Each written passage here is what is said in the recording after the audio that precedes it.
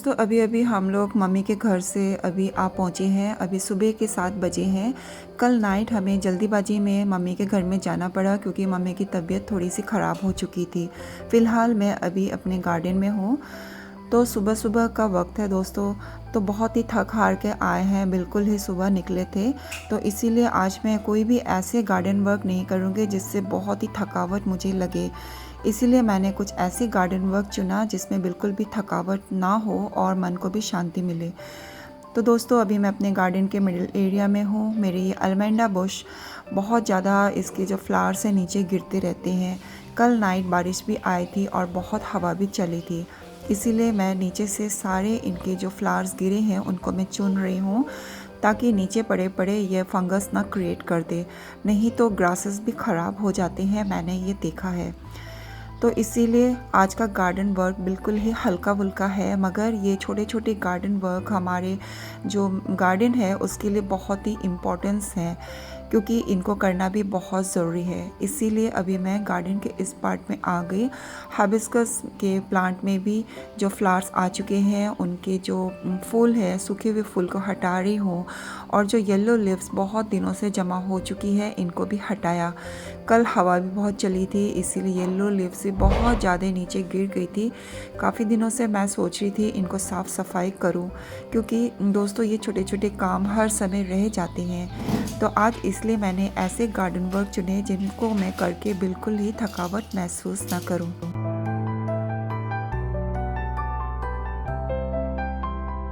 बीच-बीच में हल्की-हल्की बारिश भी आ जाती है और अचानक रुक भी जाती है, तो ऐसा वेदर बहुत ही अच्छा लगता है।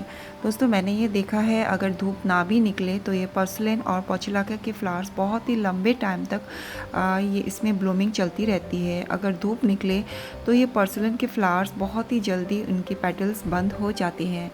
यहाँ का गार्डन वर्क भी बहुत दिनों से पेंडिंग था। मैं अभी इनके जो डेड फ्लावर्स हैं इनको हटा रही हूँ और जिन ब्रांचेस में दोस्तों फ्लावर्स आने बंद हो चुके हैं उनकी मैं ऊपर से हल्के-हल्के पिंच भी कर रही हूँ।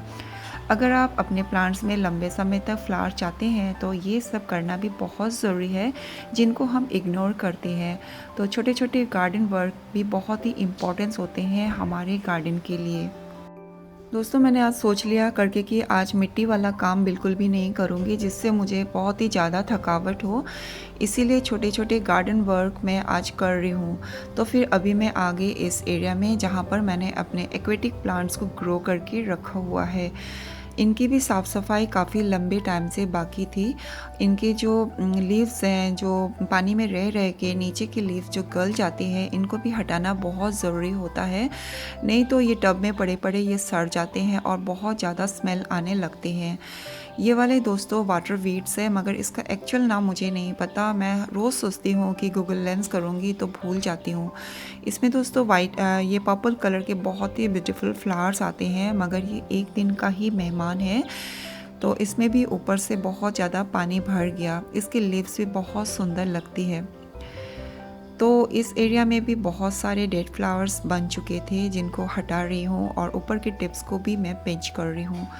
वेस्ट प्रोडक्ट में लगा हुआ ये प्लांट भी गार्डन एरिया को बहुत ज़्यादा ब्यूटीफुल बना रहा है चारों तरफ से। पीछे येलो कलर के फ्लावर्स और बीच में पोर्चुलाका और पर्सिलेन के फ्लावर्स इस एरिया को बहुत ही ज़्यादा मनमोहक सा बनाने लगा है। छोटे से प्लांटर में मैंने कुछ सीडम की कटिंग्स भी लगा दी थी। इसमें भी बहुत ज़्यादा वीड्स इकट्ठे हो गए थे। इसको भी मैं रोज़ सोचती थी कि इसको साफ़ सफाई करूं, क्योंकि छोटा सा प्लांटर में है। अगर सीडम के प्लांट्स के बीच में वीड्स इकट्ठे हो गए तो सारा इसके जो सॉइल में जितनी भी खाद वगैरह मैंने डाली है वो सारा वेट से उसको ले लेगा। इसीलिए इनकी भी साफ़ सफाई बहुत ज़रूरी है। वाटर कैबेज में भी उनकी पत्तियां नीचे से सड़ रही थी, इनको भी मैंने हटाया कुछ को, क्योंकि येलो लीव्स अगर इसमें भी पड़े रहे तो छोटा सा टब है, देखने में बहुत ही ख़राब लगेगा। तो दोस्तों अगर हम इनको रूट समेत बाहर भी पानी से निकाल लेते हैं तभी भी इनकी प्लांट्स को कुछ भी ख़राब नहीं होता, क्योंकि ये ऊपर वाटर में ही फ्लोट करते रहते हैं। बहुत मज़ा आता है दोस्तों ये एक्वेटिक प्लांट के साथ काम करना। तो मैंने 2-3 वैरायटीज़ यहाँ पे लगा के रखा हुआ है, ज़्यादा तो मैं कलेक्शन नहीं कर पाई। तो फिर देखिए दोस्तों अब मैं इसकी पूरी क्लीनिंग कर रही हूँ जो काफ़ी दिनों से पेंडिंग पड़ा था।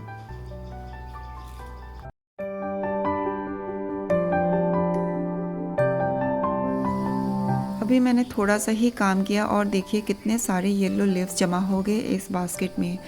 तो मैं आप लोग को दिखा रही हूँ वाटर कैबेज किस तरह से ग्रो होता है। एक प्लांट जो दूसरे प्लांट से इनकी रूट्स कनेक्ट होती है, तो हम इनको बीच में से कट करके भी डिवाइड करके फिर से दूसरे टब में डाल सकते हैं। तो हर प्लांट एक प्लांट के साथ ये इनकी रूट समेत ये जॉइंट रहती हैं। यहाँ पर बड़े टब में भी मैंने कुछ कैबेज के प्लांट्स लगा दिए हैं। इनमें मैंने लोटस के प्लांट्स भी लगाए थे, मगर वो ख़राब हो गए क्योंकि जैसे ही मैं लाई थी उनको यहाँ पे पानी में नहीं रख पाई, इसलिए वो ख़राब हो गए। और ये वाले जो वाटर वीड्स है इसमें भी फ्लावर्स आए हैं, तो उनके जो फ्लावर्स सूख गए हैं इनको भी मैंने हटा दिया, नहीं तो यहीं पे पड़ के वो गल जाएंगे।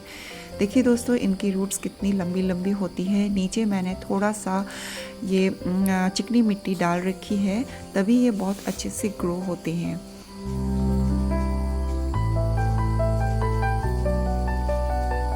आज मेरे इस साइप्रस वाइन में भी आज पहला ब्लूम मुझे दिखाई दिया है, तो बहुत ही खुशी मिल रही है, जिसको मैंने एक प्लास्टिक प्लांटर में इसको ग्रो करके रखा हुआ है। तो कुछ ज़मीन में भी मैंने लगा के रखा हुआ है।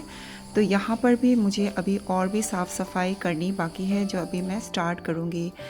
इस कॉर्नर में अपराजिता के 2 प्लांट लगे हुए हैं, एक जिसमें एक वाइट कलर के फ्लावर्स आते हैं और दूसरे थोड़े से ब्लू शेडेड में, और दोनों ही सिंगल पेटल के हैं। लास्ट ईयर मेरे पास डबल पेटल भी थे, मगर पता नहीं उनके सीड्स कहाँ चले गए, मुझे खुद ही नहीं मालूम। तो इस कॉर्नर में ये ग्रो हुआ है, और इसलिए मैंने यहाँ पर इसलिए मैंने लगाया था ताकि थोड़ा सा इस पार्ट में भी शेड प्रोवाइड करे ये अपराजिता के प्लांट। मगर इसकी जो वाइन्स है बहुत ज़्यादा नीचे को लटक रही है। शुरू से मैंने इस एम से लगाया था कि इसको मैं बुशी रखूँगी, ज़्यादा हाइट नहीं रखूँगी और ज़्यादा फैलने भी नहीं दूँगी, ताकि दूसरे जो नीचे लगे हुए ये पर्सलन के फ्लावर्स हैं उनको डिस्टर्ब ना हो। इसीलिए मैं इनकी वाइन्स जो लंबी लंबी लटक रही है इनको भी मैंने कट कर दिया चारों तरफ से। कट करने के बाद ये बहुत सुंदर एक बुशी लुक ले रहा है, और इसी तरह मैं इसको मेंटेन करना चाहती हूँ। तो टाइम टू टाइम इसको भी कट करना बहुत ज़रूरी है, जो बहुत दिनों से पेंडिंग पड़ा था।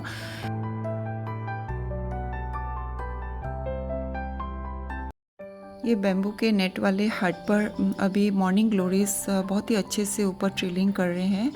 अभी बस घना होना बाकी है, बस बीच बीच में मैं थोड़ी बहुत मॉर्निंग ग्लोरी के ऊपर से पिंच कर देती हूँ। यहाँ पर भी जो ये वडीलिया के प्लांट्स मैंने प्लांटर पे लगाए हुए हैं, उनके भी फ्लावर्स बहुत ज़्यादा सूख रहे थे। दोस्तों, अगर हम इनको नहीं हटाएंगे तो और फ्लावर्स अच्छे से नहीं आएंगे, इसीलिए इनको टाइम टू टाइम इनके जो सूखे हुए फूल हैं इनको भी हटाना ज़रूरी है, और उनकी जो ब्रांचेस हैं उनको भी टिप से हमें थोड़ा थोड़ा कट कर देना बहुत ज़रूरी होता है, ताकि छोटा सा प्लांटर और भी बुशी शेप ले ले। तो ऐसे मैंने 2 प्लांटर बनाए हैं जो दोनों कॉर्नर पे रखे हुए हैं। गार्डन के इन छोटे छोटे काम को कभी भी हमें पेंडिंग नहीं छोड़ना चाहिए, क्योंकि ये काम भी हमारे गार्डन को बहुत सुंदर बनाती है और प्लांट की ग्रोथ को भी बहुत ही अच्छा रखती है। तो आज मैंने इन हल्के फुल्के गार्डन वर्क को करके मुझे बहुत ही अच्छा लगा। तो दोस्तों, आज की वीडियो आप लोगों को कैसी लगी? वीडियो अच्छी लगी तो वीडियो को लाइक और चैनल को सब्सक्राइब करना ना भूलिए। तो अपने और अपने गार्डन का ढेर सारा ख्याल रखिए दोस्तों। Keep gardening, happy gardening, bye bye.